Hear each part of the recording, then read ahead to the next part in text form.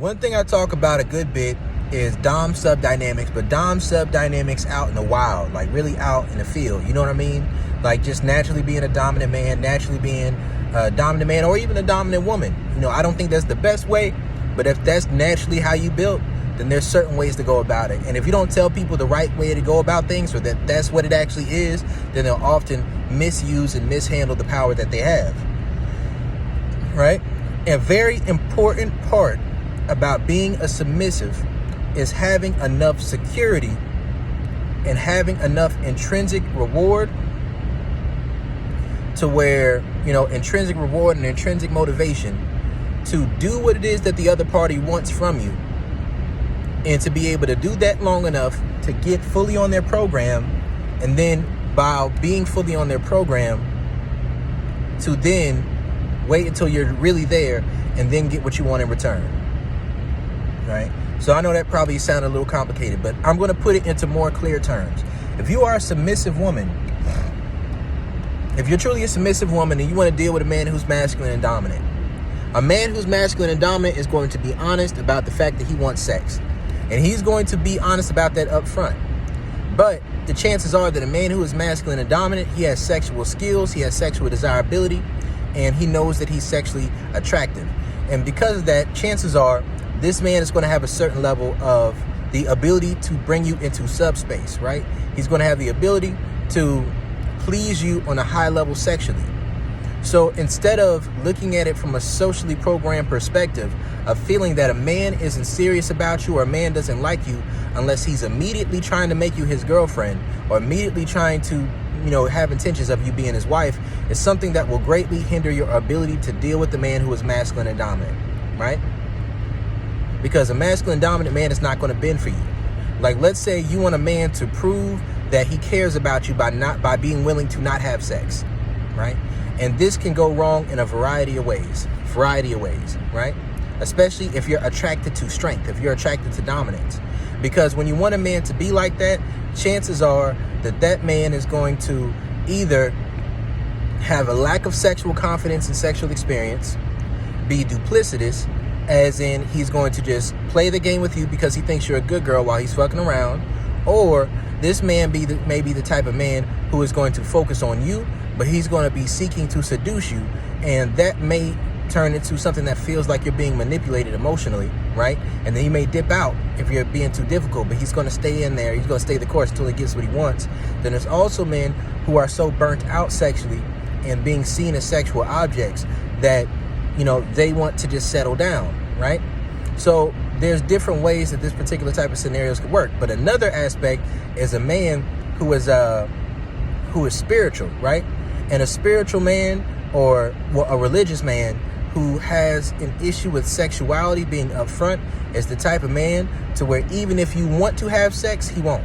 So if you're the type of woman who just wants a man to prove that he's okay not having sex so that you can feel like he really likes you, what you're going to do is put yourself in a scenario a lot of the times where, you know, even if a man truly desires not to be sexual with you, and sometimes those religious dudes are gay, but sometimes what will happen in these particular scenarios is if you just want him to pretend, or you want to pretend or want to see that, and then you want to spring sex on him later, then if this is not a truly feminine and submissive man when it comes to the things that you desire, which means that he wants you more than he wants to do things his own way, and that he puts you over his own desires, and that he gets on and he trades his mindset for your mindset, which is his social programming for your social programming, or your program.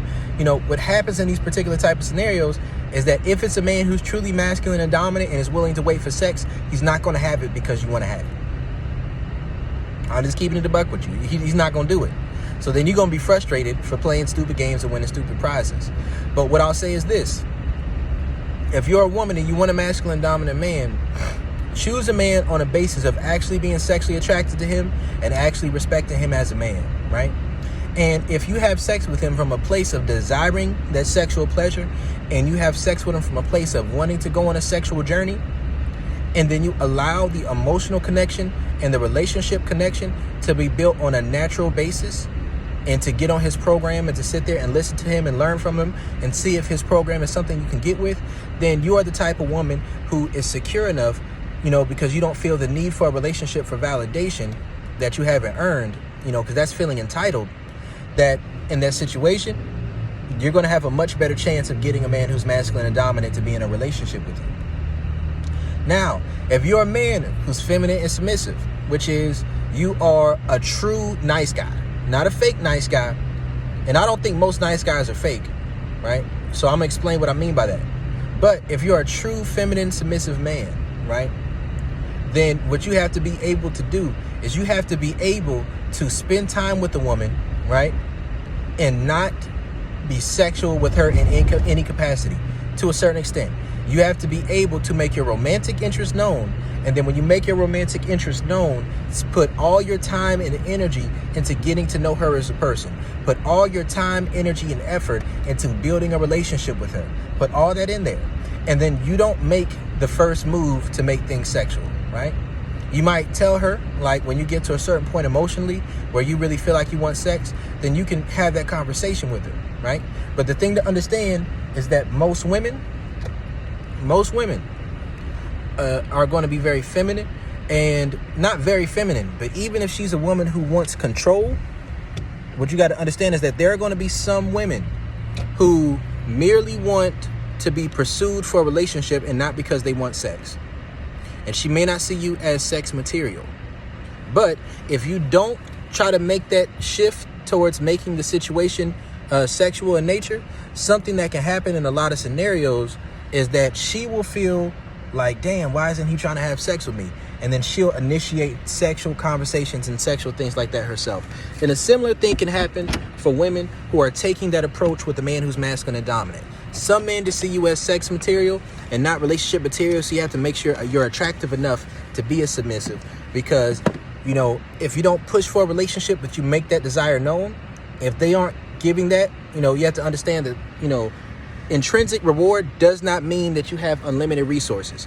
Intrinsic reward and intrinsic desire doesn't mean that as a man you have an unlimited amount of money to spend on a woman, going on multiple dates for months at a time, maybe even a year at a time, trying to get to a place where she's comfortable enough to have sex with you if she's masculine and dominant and has her own program.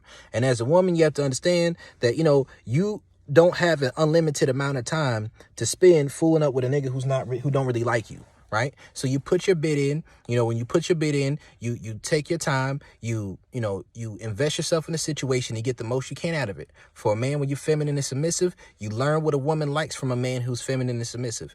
And when you're doing that, you learn, you sit there, you learn, you spend time with her. And as you spend time with her, you eventually get to that place where she desires you sexually, right? Or at least she desires to reciprocate sexually. And that may be after you're in a committed relationship.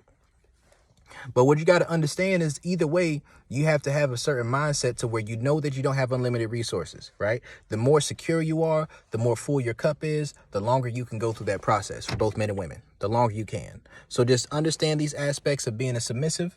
When you come into a situation, some people aren't fully masculine, right? They aren't masculine enough to have a program, man or woman, so they'll just use you for an extended period of time. And the more intrinsic your reward is, the longer you'll be able to enjoy that and go through that process and enjoy the experience that you're having, right? The more you'll be able to enjoy that for a longer period of time while you're putting your bid in and seeing if they're going to accept you as somebody who's their primary partner or somebody who they want to have a full integrated relationship with. So this is just Brody, talking about to be a submissive, you need to have a certain level of intrinsic reward for what the other person wants up front. But also know that intrinsic reward does not mean unlimited resources. Brody, I'm out.